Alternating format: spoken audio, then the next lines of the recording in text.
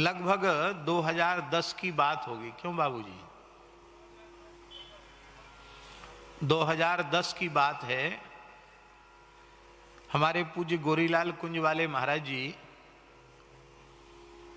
एक दिव्य महापुरुष के पास गए, भगवत साक्षात्कार संपन्न महापुरुष थे, फतेहपुर वाले पूज्य जय जय सरकार।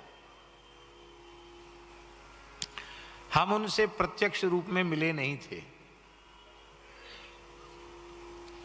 उनके उत्सव में हमने कथा जरूर कही, पर प्रत्यक्ष रूप से उनसे मिले हम नहीं थे। पर उन भगवत प्राप्त सिद्ध संत ने सहसा मेरे लिए महाराज जी को एक आज्ञा की। यही बात है ना महाराज जी,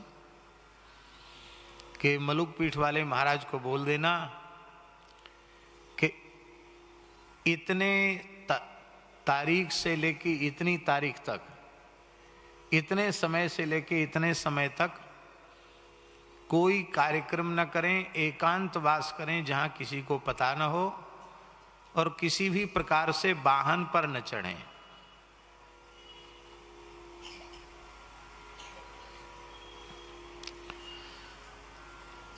अब वृंदावन में तो इतनी व्यस्तता हो जाती है, क्योंकि अनेक पूज्य संत महापुरुष इतना प्रेम करते हैं कि वे अपने मनोरथ कई बार तभी करते हैं जब दास वृंदावन में उपस्थित होता है। किन किन तिथियों में उपस्थित हैं उसी समय लोग अपने अपने उत्सव, हमारे रसिक माधवदास जी तो कहते भाई तभी उत्सव करेंगे कोई विशेष जब आप उपस्थित होंगे, गोरीलाल कुंज वाले महाराज जी उपस्थित होंगे। तो वृंदावन में खूब व्यस्तता हो जाती है।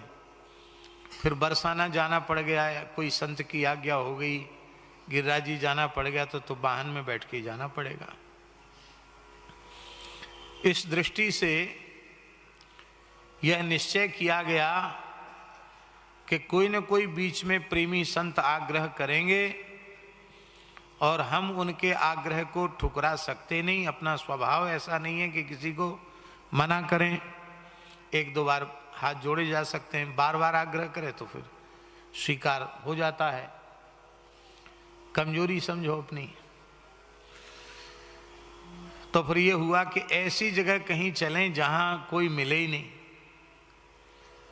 तो श्री जगदीश बाबूजी के यहां छिपने की जगह खोजी गई। पूज्य गोरीलाल कुंज वाले महाराज जी और ये दास, दोनों लोग, दोनों मूर्ति 2010 में बाबूजी के यहाँ आए। डॉक्टर विजय बाबूजी ने खूब सेवा की। 4-5 दिन यहाँ रहे घर में। इसके बाद गोपीनाथ जी चले गए। तो जिस तिथि से हमको वाहन पर नहीं बैठना था, उसके एक दिन पूर्व डॉक्टर साहब गाड़ी से हम लोगों को क्षीर चोरा गोपीनाथ जी ले गए। और पहले विचार ये था कि दर्शन करके फिर आ जाएंगे, फिर तो वाहन पे बैठना नहीं। लेकिन वहां दर्शन करते ही हमारा महाराज जी का मन ऐसा कर गया कि अब तो रहना ही है, कम से कम 10-15 दिन रहना है। 10 दिन थे, क्यों 11 दिन, 12-13 रोज। तो गोपीनाथ जी में ही क्यों न रहा जाए। तो गोपीनाथ जी में, रेमुणा में, अब तो रेमुणा में भी कुछ बन गया है। उस समय एक नई नई धर्मशाला बन रही थी, पूरी तैयार नहीं थी। उसमें कोई निवास किसी ने किया था नहीं, वही उपलब्ध हो गई हम लोगों को रहने के लिए। जल्दी जल्दी में तत्काल डॉक्टर बाबू ने व्यवस्था बनाई और हम और श्री महाराज जी गोपीनाथ जी के सामने ही धर्मशाला में लगभग 12 दिन थे। श्री गोपीनाथ जी को गीत गोविंद सुनाते थे। विग्रधर गोपाल शास्त्री जी कह रहे थे ना कि ठाकुर जी को सुनने की इच्छा हो तो वे 2 ही चीज सुनेंगे, या भक्तमाल सुनेंगे या गीत गोविंद सुनेंगे, क्योंकि राधा रमण प्रसन्न सुनन निश्चय तहाँ आवे। तो वहां गीत गोविंद हम सुनाते थे खूब प्रेम से। मंदिर के जो गर्भगृह के बाहर वाला भाग है वहाँ बैठ करके गोपीनाथ जी को सुनाते थे। मध्याह्न में गोपीनाथ जी का अधरामृत प्रसाद लेते थे और खूब पैदल चलते थे। एक बार तो पैदल चलते चलते श्रीधर स्वामी जी के गांव तक हम लोग पैदल गए। वहां से कितने किलोमीटर होगा है? हाँ, तो 7 किलोमीटर गए और 7 किलोमीटर पैदल आए। और पहले से कोई पता नहीं था। जब उस गांव में जाके गए तब पता चला ये श्रीधर स्वामी जी का गांव है, जिन्होंने श्रीमद् भागवत की टीका, श्रीधरी टीका लिखी। ये रेमुणा के पास में 7 किलोमीटर दूर ही उनका गांव है, जिनके संबंध में नाभाजी ने लिखा, श्रीधर श्री भागवत में परम धर्म निर्णय कियो। वो श्रीधर स्वामी जी की छवि भी यहाँ विराजमान है, एकदम निकट में, बगल में हम लोग दर्शन कर रहे हैं। उस समय गोपीनाथ जी के चरणों में ये भाव निवेदित किया था कि कभी श्रीधाम वृंदावन से कुछ संत आवें, हम लोग आएं और गोपीनाथ जी में रहकर ही 1 सप्ताह तक भक्तमाल जी की कथा सुनाएं, भक्तमाल जी का पाठ हो और भक्तमाल जी की कथा सुनावें। कितने साल पुराना मनोरथ है बताइए? 15 वर्ष पुराना है। 15 साल 15 वर्ष हो गए।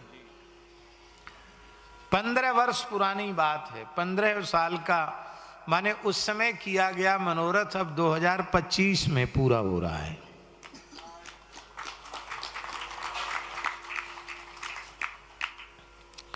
बीच में 1-2 बार कार्यक्रम बने, लेकिन वो किसी कारण से नहीं हो पाए। हमारी ही व्यस्तता बहुत रही और यहाँ आना भी आवश्यक इसलिए था क्योंकि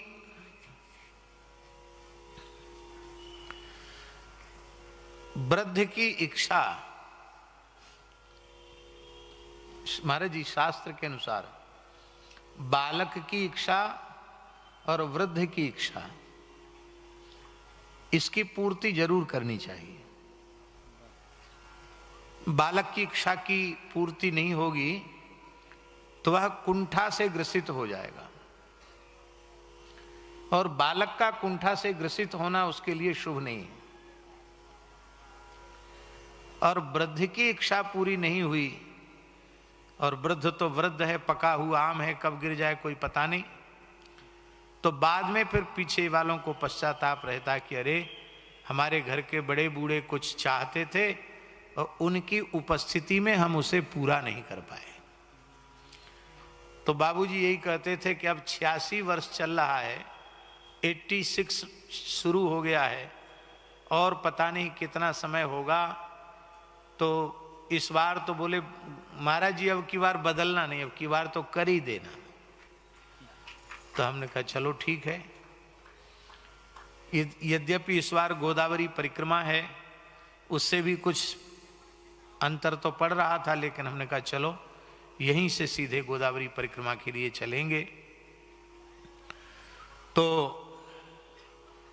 वृद्ध की इच्छा की पूर्ति हो रही है। श्री सीताराम प्रतिदिन सत्संग एवं दर्शन के लिए श्री महाराज जी के ऑफिशियल चैनल को जरूर सब्सक्राइब करें।